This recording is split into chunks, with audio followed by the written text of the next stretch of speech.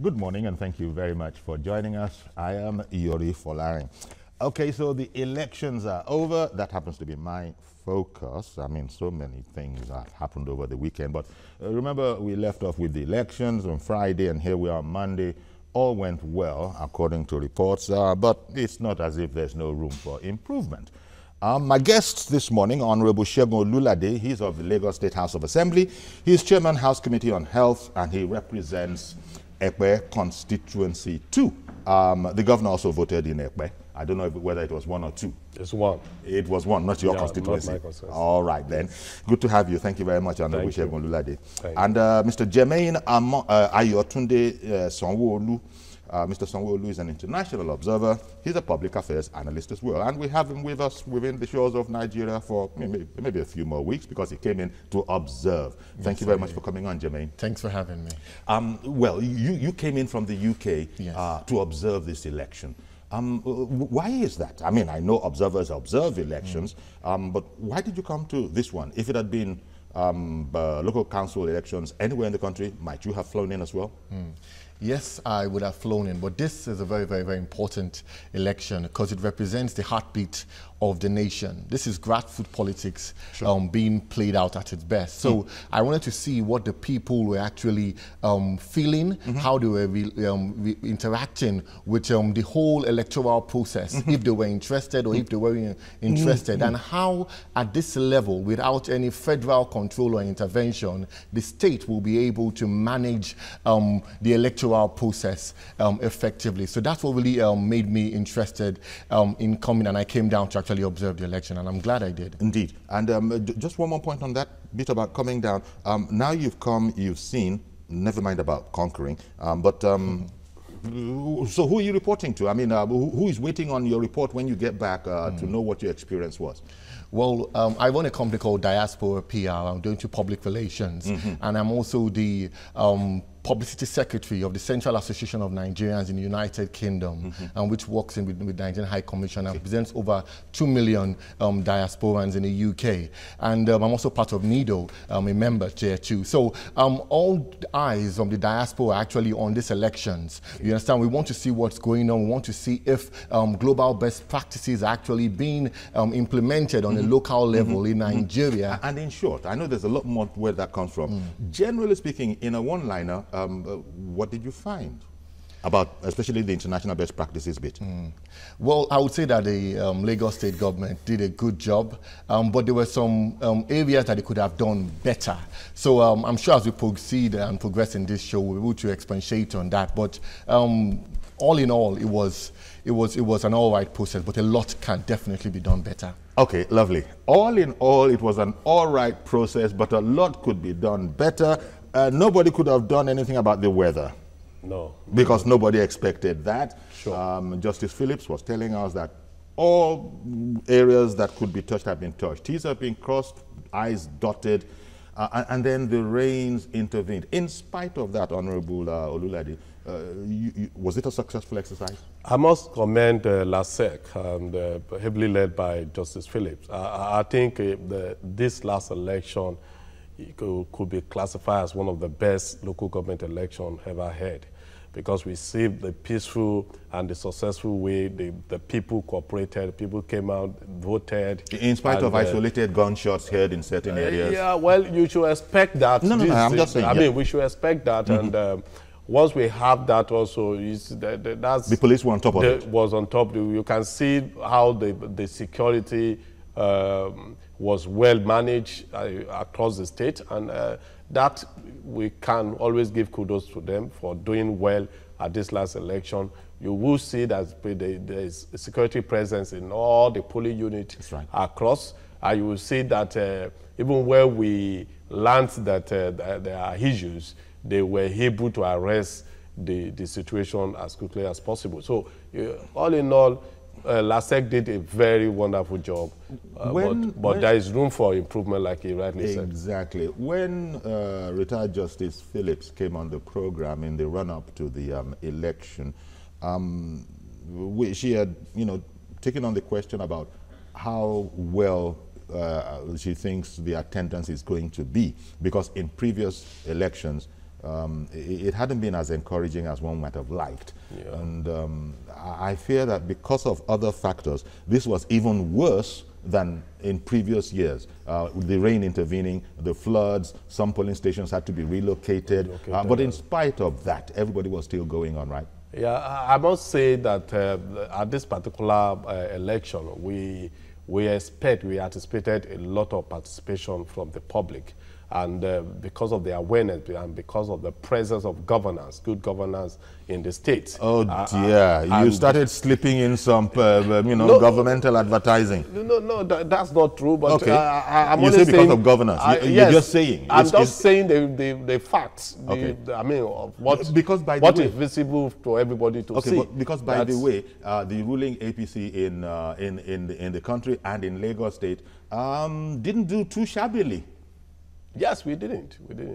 And as you say, you attribute this to good governance, etc. Good governance, yes, yeah. And that is why you see a lot of people looking out for those who are going to govern them at the local government level. You know, that's the closest to the people, and people are eager to vote. And that's why you see a lot of them willing to come out. But it was unfortunate nothing can be done with Mother Nature. So rain have to come. And even with that, we could also see that some of us defer the rain and go out to perform our civic duties. This whole matter about voter apathy, which we think, Jermaine, has plagued this election as well. But, hey, it's a game of numbers. You come out, you come out. And I remember I was reading something about the APC leader, Asiwaju Bola Ahmed Tinubu, admonishing that, look, if you didn't vote, don't come around and complain. I think the point is, look, you have a part of all of this. You have a civic responsibility. And I think it was relating to the fact that he wasn't getting reports that there were hordes and hordes and hordes of people. But still, everybody has to do their civic responsibility. And some of those things that we saw, like kids before the rains came on, kids playing, street soccer on empty streets, that was still in, that could still be seen. Even though Honorable Olulade says that, and Justice Phillips, when she came on the program before him, had said that they'd done their best to sensitize. What we were getting from people phoning in and talking with us was that we hardly know there's an election going on. I don't even know who my chairman is. I don't know who the councillors who the councillors are. Those were the kind of things we observed. If you weren't in the country when all those points were being made, did you see them reflected, those comments being reflected on the day, even though it was a difficult day? Yeah. Though I wasn't in the country, and just like many diasporans, we actually pay a close attention to Nigerian politics via the internet and via your live streams that we watch from the UK, even on the TV. Voter apathy is something that we see happen internationally. In the UK recently, we've had up to like 2 elections in just a year. So, and I took part in that election. I was on ground with my MP trying to ensure that councillors are actually being voted in right now. Now, coming to Nigeria on a different level, we have to look at it in 2 ways. One, that yes, people, you can say just apathy. People are not really, they weren't really motivated to go out there. Or it could actually be a more systemic problem. Now, the APC, hands down, in Lagos State, is a beacon of hope, is a sign of democratic values and principles. You understand? They've done excellent work, and the whole nation is actually looking at what they are doing in Lagos. But on the federal level, there are a lot of questions. People are asking questions, what's going on there? So could it be that people are really just frustrated about the federal level and performance and now say, okay, we're not really going to take action on ground? And also, could it be that they're not really aware of what's actually going on? Now, the youth, we know they are very, very active on social media, but I saw not just young people of 3, 4 years old playing football. I saw grown people, you understand? Yes, teenagers. Maybe people who had the suffrage. Exactly, who are in university. They were playing football on the road, they were just playing soccer games. They were just just having fun. When we saw in 2015 elections, we saw people actually engaged. Yes. They wanted their voice to be heard. So why is it that just in a 2-year process, they are disengaged? And this is where decisions have to be made. Just like Honorable Asiwaju said, you know, he actually said, yes, that people, if you don't actually vote, do not complain. And also the governor of Lagos State, His Excellency Governor Ambo, they actually said that we need credible people to be elected in the chairmanship position and the councillors, because that is where we actually need to see, that's what we see, that's where action is. So if people are willing to engage, because one, they don't know their local government councillorship aspirants or chairmanships, like in Ogba where my parents live and all that, they really do not know. No one was door knocking. When I was in the UK, I used to go to doors, I used to give out flyers, but I don't think we saw that. Many people in the suburbs might have been experiencing that, but we need a bigger campaign, awareness, education, so that there can be engagement where it matters most. Indeed. Honorable, how would you respond to that? That I have heard it said in the run-up to the elections that, and when these complaints started emerging, that maybe they weren't spending, well, not so much money, but they weren't reaching all the people that needed to be reached, and that cost money. That's why money came to my mind first. How would you respond to all of that, that there was this challenge? Because people who are not riffraffs had called us, and when they spoke with us on the phone, on television, we said, by the way, do you know who you're going to be voting for? And he says, I tell you as I'm sitting down here, Yori, I don't know him. And that is a problem. The name is there, the APC name, PDP, MPC, whatever. So there's the party. But in terms of the individual that is the flag bearer, do you think that's a concern when people don't engage with these people? I must say that's a great concern to some of us. And I believe that it's high time that people start engaging those who are going to represent them at different levels. We just find out that a lot of people just come in and become whatsoever they want to become in the society, and that's not too good. I expect that it is time that even the public, the grassroots should engage these people.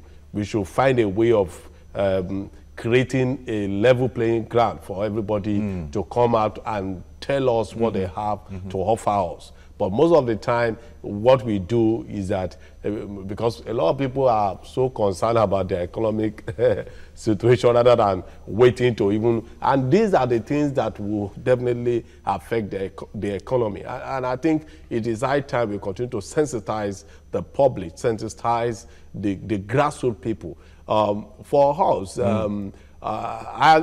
if you check out for my own campaign, for instance, I went door to door in my constituency. I have 68 communities within that constituency. And I went door to door to all the communities campaigning, telling them, I could recall in 2011 when I first contested. And I got to a place and I met some group of people who were also in another party, PDP to be precise. When I got in there and I was telling them this is what I have to offer, there's the woman leader of the party rose up and said, look, I have not even seen my own candidate. But seeing this gentleman, I think I'm going to vote for him in the presence of everybody. Yes. And I think it is high time people get to know who they are voting for. Indeed. And that alone will change the political scope. And it will help us to even put credible people in office. And you spoke about a level playing field, which is essential in any democratic kind of arrangement. Within your party in Lagos State, you know that there was something of a ruckus. Your national legal advisor taking issues with the, shall we say, implementation of certain aspects of your party's constitution, which he said it was his business, sworn business to defend. Was all of that spat, was it papered over? Did it have an effect on the election in Mushin, for example? Or it doesn't have any effect on the election in Mushin. I think it has to do with the people on ground. You see, when you get to a level, we tend to always ascribe leadership to people who have served at a particular level, and we believe that have been in government for years, they are now leaders. But leadership is beyond that. Leadership is about having followers. It's about convincing people. It's about influencing them to believe in what you believe in. But what we see today is that, for instance, in Mushin and Odiolowo, you can see that people, even when the party primary was ordered to be conducted, and they reconduct the primary, you can see that it's the same person that still emerged, because that is the choice of the people. So when people are talking about imposition or no imposition, it's about the perception at which we are looking at it. Maybe somebody is falling apart and is feeling, I'm falling apart and I want to be heard. And if 5 of us, if 3 of us are here and we are to have a consensus, and 2 of us agree that, okay, he should go, and you were not there, or you were not part of it because you didn't want to be a part of it because you want to also go, but 2 of us have agreed. The 2 of us have presented him. So you cannot say it's not a consensus. So it was a sort of a family affair that has been sorted. That has been settled and everything has been resolved. You can see that everybody is moving up, and that's why you can see even at the election, it also reflects in the outcome of the election across the states. Indeed. Jermaine, you were alluding to the fact that, look, much more than people realize, the local council polls, the local government elections are, quite frankly, the more important of just about anyone. Although, naturally, people think of the president, #1 citizen. Yeah, but you're never going to meet the president, most likely. But you for sure are going to meet your local councillor, you're going to meet your chairman. Those are a lot more easier, a lot easier to reach. But it goes back to the quality of the people that we present for these elections. When you present someone for a president, he'd better be good, because he's going to come under an X-ray. You present somebody for a governor, senator, well, a governor, let's stop at governor. You present somebody for a governor, they're going to X-ray him. Not necessarily so, and this falls back on the electorate when it comes to the local councillor, the local government councillor, or the chairman. Whoever he is, and I'm afraid a lot of people think that not necessarily the best slip through the cracks because of this kind of a system. And at the end of the day, it is the electorate and the environment is supposed to be serving that actually is suffering from this. It doesn't happen like that abroad. You get a fully qualified person, a big man in his own right, contesting for a local council seat.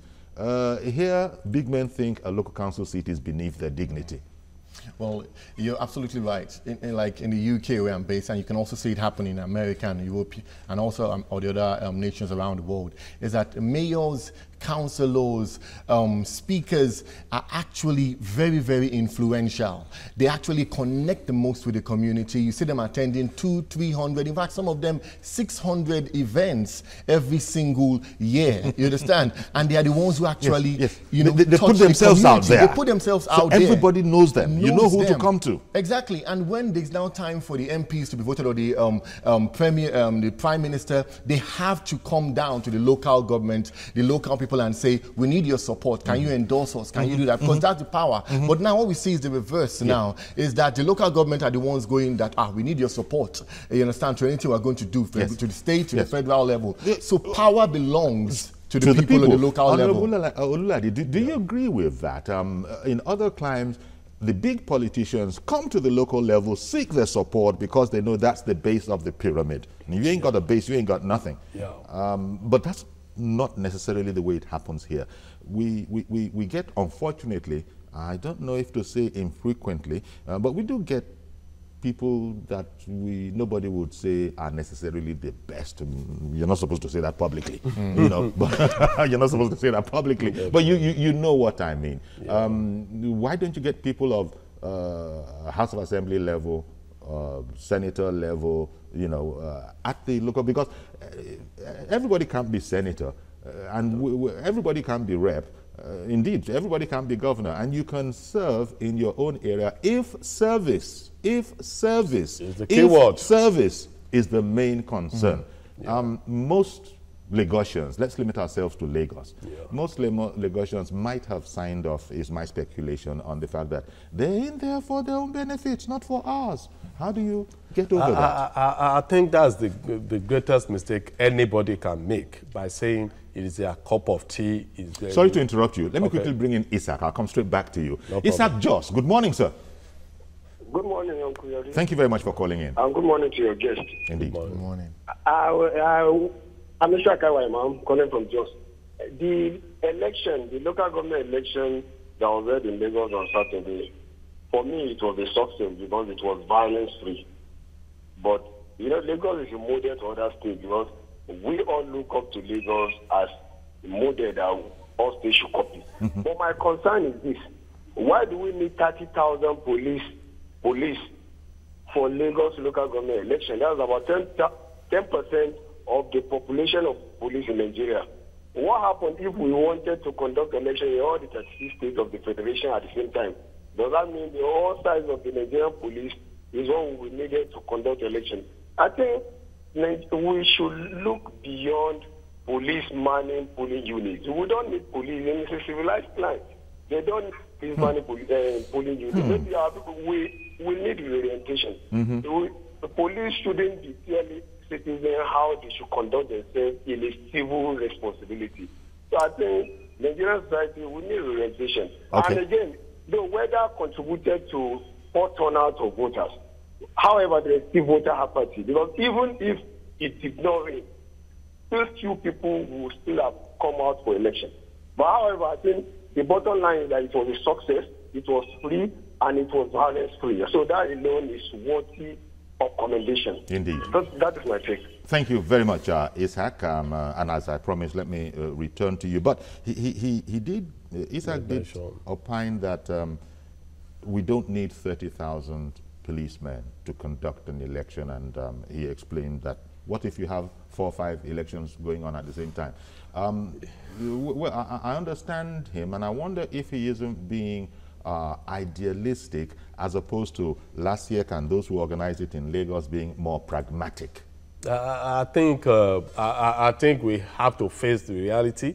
I think we have not got to the level that we can say that we are doing electronic voting, for instance. And I think if we are doing electronic voting, we won't need the 30,000 or 33,000 policemen. And you get a lot more voters. You should also understand that the population of Lagos is over 10% of the total population of Nigeria. So if we have 10% of the total policemen in Nigeria coming to cover an election in Lagos, I think there's nothing wrong in that. You know, I said I'll come back to you, and I did do that. But in the meantime, Paul went and came on. Should I take Paul? He's calling from Shagam. Okay, I have your permission. Good morning, Paul. No, you can't delay us, Paul. What's all that background noise? Paul! It's not working, sorry. Okay, coming back to the matter of quality of representation. You know. I think it is time for and that's why it's funny. After the election, you see everybody coming out to criticize this person, criticize that person. And why it is time for elections, or even for us to join political parties, we fold our hands, we don't do that. And that is why you will continue to see people who we might consider not qualified enough to lead us. Because other people didn't show sufficient interest. Because people are not showing interest. Okay. And those who are showing interest will definitely have the day. Yeah, okay. Let me quickly nip over to Arochukwu, and I'll come straight back to you, Jermaine. Good morning, Mazi Okoroafo. Good morning, sir. That's from Arochukwu in Abia State. Good morning, sir. Good morning. Good morning, Sir Yuri, and our guests in the studio. Thank you for calling in. Honestly speaking, I thank Nigerians and went and voted for. But my concern, I want to find out from our guests in the studio, the observer. Sir, now you have seen what happened in Lagos. Now, if you look at the election in Lagos, I saw in the screen about the chairman that was killed that very day. May his soul rest in peace. Amen. That's one of the hazards we see in Nigerian politics. Yes. Now, my question to our guest, the observer from outside Nigeria. So why is it that in Nigeria, any state when there is an election, local government election, the party in power will do what we call mass flag victory. That is the opposition party, they will even find it very difficult even to win even a local government, even 1 or 2. Why is this? That's question number 1. And question number 2. Now, we are talking about apartheid. What will Nigerians do so that in subsequent elections in other states, what we experience in Lagos will not occur? Because you saw people playing football, and some of them play football, they are supposed to go and vote and be voted for. But they sat down in their house and be playing football. But tomorrow they will come back and say, the local government chairman is not doing that. Thank you very much. Have a blessed day in Lagos. All right, then. Okay, I'll tell you what, Mazi Okorafor, we're going to go on a break now. I remembered your points. I'll bring them up as soon as we come back. Stay with us, please. We'll be right back. Okay, welcome back. The election's over, a success by all accounts, not as if there were not areas where improvement will be looked into in future elections. But Mazi Okorafor, calling in from Arochukwu, he had queried, why is it that when we have these elections, you often hear in the ruling party's domain, wherever that happens to be, especially in the states and perhaps in local councils, that it was a landslide victory for the ruling party. In particular, with this one, even this one, it was like that. Early newspaper reports had headlines like APC sweeps the polls. Okay, he asked the question of you, this matter of the ruling party, wherever they are, it's uncanny how they always manage to have that, how they manage to sweep the polls. Take a stab at it from the international point of view, and then I'll come back to our own homegrown man. Yeah. Well, when you see places like in the United States of America where they have the Democratic Party and the Republicans, everything is kind of structured so that there is no one party that has superior advantage when it comes to their accountability, when it comes to their funding, and when it also comes to them being on ground and doing what they have to do. Now, in Nigeria, it's quite interesting that because you may be the governor, you may be the House of Rep person, you may be the one in charge, there's advantage that you have automatically by the power of the state so that you can actually have your way or actually try and ensure that, you want to ensure that your own guys are treated well. But it shouldn't be so. You understand? There should be a level playing ground. Because there's something we have that's in our political lexicon in Nigeria, the power of incumbency. Yeah, the power of incumbency, that is very popular, but it shouldn't be so, you understand, because everyone should have a level playing ground. There were 12 political parties that contested for over 1,300 seats in this Lagos elections, but we saw a lot of them, the results just going to the APC. That shows that there needs to be a level playing field, one, and also our democratic process needs to be strengthened so that those other parties, like they are called the Labour, the PDPs, they actually be able to do what they have to do. Now, it's their own responsibility to be able to give alternatives and be a viable opposition. Now, Lagos State is going to be, and the APC is going to be a hard one to beat. You understand? Because they are performing. Because I was going to bring that point out. Yeah, they are performing, but they also need to start performing on a different level too. So when it comes to that, that's when it comes to the quality, the candidates themselves. But also, you look at the candidates that are coming out. Now, the middle class in Nigeria has to get involved in political process. They cannot just stand behind. The educated, those who have graduated from UNILAG, the IFES, wherever they are, have to ensure that they get involved in politics so that the quality of candidates at that local level is going to be improved. Okay. We see that happening in the UK where successful businessmen, people who've graduated from Harvard, Eton College in the UK, they actually contest in that level. So unless we have the middle class rise up and actually take charge, then we're going to be getting results whereby you just see some, not everything, some people who are uneducated, ruling the educated. Benga in Abulegba, thank you very much for holding on all that while. Good morning, sir. Good morning, Uncle Yori. Thank you very much for calling in. Yeah. And good morning to your guest. Good morning. Good morning. Yeah. My question is this. Hello, can I go on? Yes, we can hear you, yes. Okay. My question is this, and it's directly to the Honorable in the House there, Sure. Honorable Ulade. That makes two, he'll be Well, I know him, and I've been to his office once, and I know him to be an upright person, but I'm quite disappointed, the way he said, the party leadership agreed on candidates. I was in Mushin Odiolowo. Okay. I take it that you're a party member yourself. Well, not really. I'm not a party member, but I'm a fan of APC. Okay. I'm a fan of APC. Okay. I'm not a party member. Okay. I'm a fan of APC. Sure. Okay. Let me go straight to the point. I was in Mushin. I was in Mushin area on Thursday, and I got the feeler there that they are not going to vote for APC, and I was like, why? They said they imposed people on there, and that was not the people they wanted, you know. But now APC has won. Fine. Those people knows who to govern them. They know who. You know, this is a grassroots election. We should choose our own candidate, not that people will impose candidates on us. It's not good. It's unfair. We should change this trend.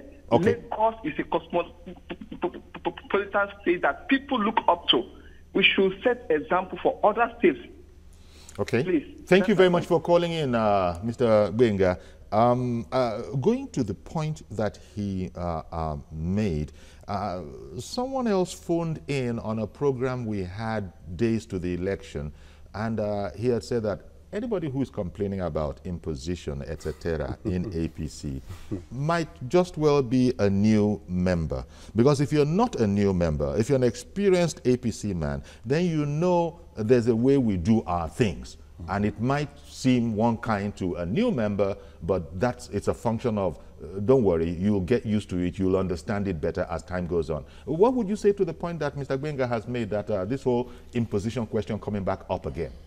Well, like I said earlier... And what's your comment about the get us we do our things in APC?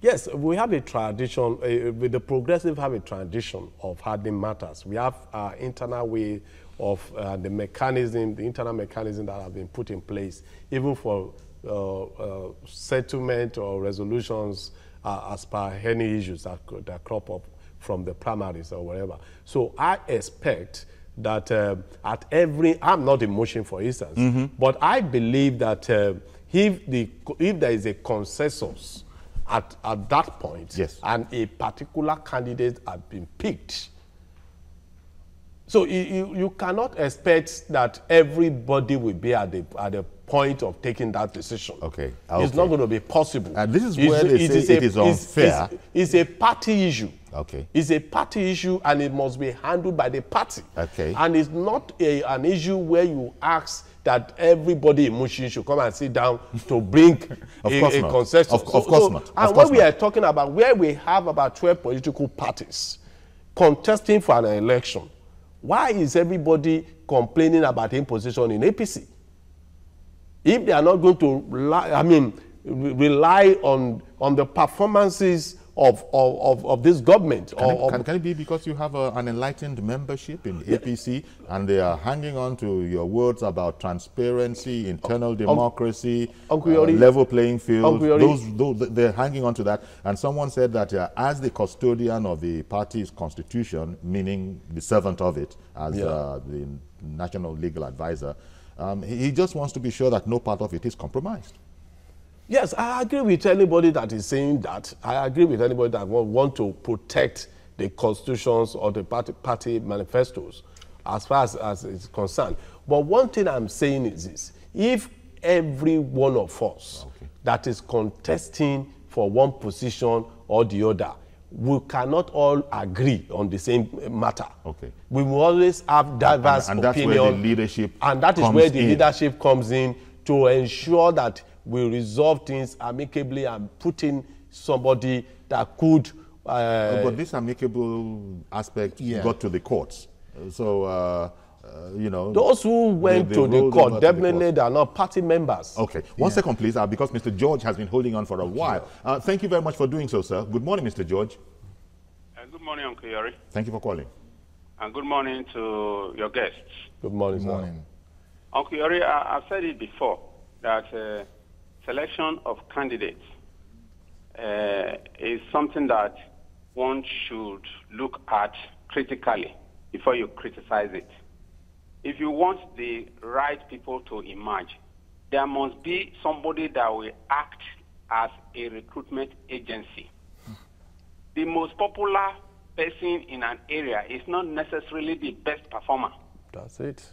We know that many people who can do these things cannot even pass through that process. So if there is somebody in between that says, I know this man, I know what he can do, even though he cannot bulldoze his way into, I want him there. We should be able to trust such people. It has been demonstrated in Lagos. Yes. And I believe it is not out of place for somebody to be like an agency to say, look, you may be popular here, but I know you cannot do the job. That other man that is not as popular as you are is the one I know can do the job. Okay. And it has been proven to be useful. I'm not surprised, given the performance of Governor Ambode in Lagos, that there was this sweeping result for the party in power. But one thing I want to observe on Kuyori, the council chairman, they take for granted the good performance of the state government, that they do not do the job that council officials are supposed to be doing. The state government appears to be, I don't know whether they are usurping their powers or they themselves do not want to do it. If you have council chairmen and councillors doing their jobs, you will not have floods. They will clean gutters. They will clean drainages. But we don't see councils doing it. Exactly. You go to marketplaces, everywhere is dirty. You go to primary schools where you are supposed to see the effect of local administration, you don't see it. So you go to parks, everywhere people park illegally and motorists don't have places to park. Just little laws that the local government officials are supposed to enforce. Sanitation, they don't do it. So if I am suggesting to Governor Ambode, if they have given them the chance to serve now, they should get them to do the service. All right, then. Thank you very much for calling in, Mr. George. Jermaine, let me come to you. You seemed a bit uncomfortable about certain aspects of the conversation, especially that aspect about leadership of the party. In some parties, will reserve that consultative capacity to sort of, if you want, tinker with the process. Yeah, good. You know, APC is in the spotlight, and they need to lead by example. They are the ones leading in the federal level and also in this situation in the state level. And leadership is very, very important. Now, it's all about your effectiveness as a leader is determined by the influence and also the impact that you have on your followers. Now, the caller spoke about people, one person actually pinpointing someone and saying the popular person may not win the election, may not be the best for you, but it's actually who will tell you. That is totally. Well, for example, who? We know that it happened in Lagos State. We apparently said it happened in Lagos State, whereby we know that Asiwaju Chinumbu actually ensured that people that he mentored, he developed, you understand, His Excellency Fashola and Ambode, you know, to get there. But he wasn't the one who actually put them there. It was the people that had the power to decide. So there shouldn't be one man or a group of people that will decide and say that this person is the best. The people have the power. The people are the one going to vote, and that is how it is done everywhere in the world. Just like in America, even for the presidential candidacy, you know, you saw Donald Trump. There were 12 people within his own party that were contesting and challenging him for that mandate. Because in a family of 5 or 10, even the fingers, they're not equal. We all have different ideologies, so we must have the ideological change. So we'll just start developing all this kind of consensus candidates. Because in another word, those consensus candidates is just like compensation candidates. That if I come out and say I want to contest, they will compensate me eventually if I do not win. I'm not sure where you are now, because you've managed to be on both sides of the divide. I'm just understanding something from the left, understanding something from the right. But let me bring in Mr. Okpara, because I want to address some of the points you made. Good morning, Mr. Okpara in VI. Yeah, Uncle Yere, good morning. Thank you for calling, sir. Yeah, thank God the election has come to pass. But according to your comment that many people were not out for the election. Why? Because the people doesn't benefit anything from the local government. So it's not important to them. Look at what is happening today. The only place I know that is Lagos is only Ikoyi and some part of BI and there is, but the other places in Lagos, I don't think it's Lagos State. Look at the street. None of them is tied. How about Ekpe? How about Ekpe? Is Ekpe Lagos? To reach the people. Is Ekpe Lagos? So it's not important for the people. That's why you couldn't see people come out. All right. Until they revise the whole thing and know that the local government is nearer to the grassroots people, then we know that things will be working. Okay. But for now, no local government is working. Okay, well, thank you very much for calling in. Very interesting, maybe even controversial point. Talking about the highbrow, as it is called, Ikoyi and VI, even though poor people live there too. But, you know, they don't get any, they don't get that much press. Did we... Yeah, I said I wanted to pick up on some of the things that Jermaine had said, because whereas it seemed to me that Jermaine was on all fours with you on the advisory, consultative role that leadership within the party would have, but he then ended by saying that I'm thinking now that he meant it's unacceptable to push certain candidates, as it were. But he also made the very valuable point that, for example, Tinubu, it's not Tinubu that says this is the man that's going to be there. It's the electorate at the end of the day. So if they didn't want to take his advice, or if there was stuff that they knew about the candidate to the contrary, they wouldn't go there. Maybe I should just correct a certain aspect of what he made mention of. I think it's very, very wrong for anybody to say somebody stood somewhere to pick. Every individual, we have that right to make a choice. I should have a choice to say, I want to support Mr. Yori for this position. And if I make that choice, if those who believe in me also follow suit, that is not imposition. I only push forward my own choice. Because in any case, that choice of yours is going to be subjected to the voters' test. Yeah. Do people see with you? Yeah, you can actually ensure that, you can put forward a candidate, you can sponsor a candidate to go forward, but the people actually have to decide. The people are the defining line, you understand? Because as I mentioned, responding to what the caller said, you know that in places like Ikoyi, VI, all that kind of places, whereby people are actually, it seems to be the only place of Lagos. I actually observed the election in one of the controversial areas in Lagos State, Ajeromi, Ifelodun local government constituency, and I'm sure you know that place is hot. Yeah. You understand? And what was on ground there was a different ball game entirely. When it's a different ball game, was it good or bad? Well, okay. There are some things that you have to be politically correct about. But however, what we need to ensure is that Mr. Kolawole, I beg your pardon, because I've held on to Mr. Kolawole for too long. In fact, I overdid it. So I apologize profusely to you, Mr. Kolawole. I was just looking for a full stop to be able to get my knife in, so to speak. But I'm sorry about that. Mr. Kolawole, see if you can call in again, and I'll break even my own sentence if I happen to be making one at the time.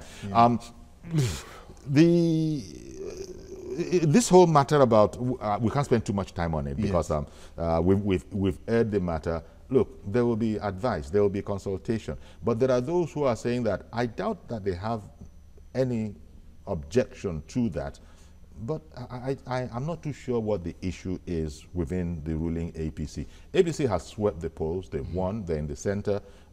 These points came up, you made the point. Tinubu in the past has chosen people that everybody has come to see, wow, I never saw that, you know. Before Ambody came on, nobody knew Ambody. He was known only in his professional financial accounting circles. Now, before Fashola, the same thing. Nobody knew Fashola. He was how do Igbo people call that thing? Yeah. So there are all of those kind of things. We've seen where you leave the matter, say, look, I can work with anybody. It doesn't matter. It doesn't let the system throw up whoever it wants. In a state of 20 million people, with over, maybe I'm sure there are over 10 universities, you understand, in Lagos, you can be sure that there are intellectual people who are out there who can actually lead. People who have expertise, especially in a cosmopolitan state like Lagos, who can actually do the job. Yes, you can have someone who you recommend, but there are also many people there, you know, who can actually do the job, and they must be given a chance. If not, godfatherism, godmotherism will keep on being what we're seeing in our politics we don't have today. Godmotherism. No. I think I can say that with confidence. So far, we need equality with all women over now. the world. All over the world, we have godfatherism. Yes, we do. Even in America. Mr. Folabi in Ajegunle, I don't want to lose you. Good morning, sir. Ajegunle. Mr. Falabi Ajegule, good morning, sir. I'm not sure if I can hear you. If you're ever so distant, I'm not even sure if I'm hearing anything. Yeah, good morning, Uncle Yori. Good morning, sir. Good morning. Okay, go ahead, please. Good morning, Uncle Yori. Good morning, sir. Can you hear me? Good morning, Uncle Yori. We can hear you. We can hear you. Oh. Good morning. Good morning, Carry Uncle on. Yori. Yeah. Okay.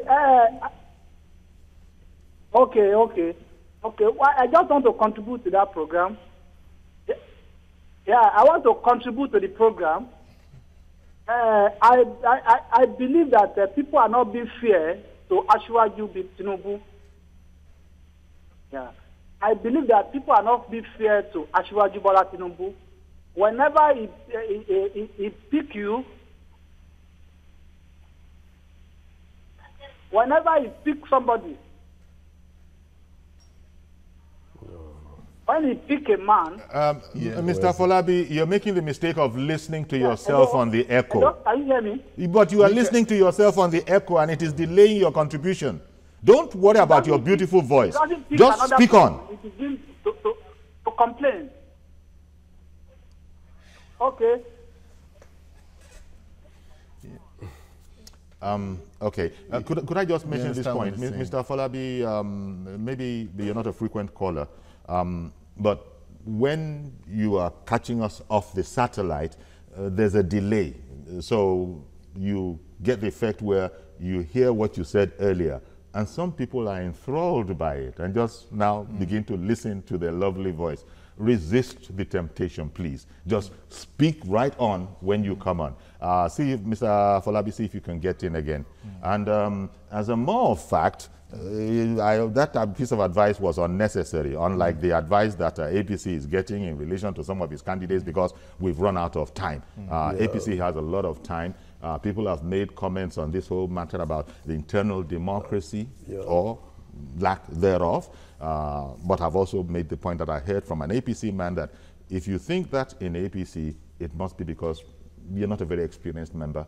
Everybody has their own house style, house rules, and this is how we do what we do. But thank God, the election, I think we're all agreed, it could have had many more people come out, but it was a successful exercise. It was a successful exercise.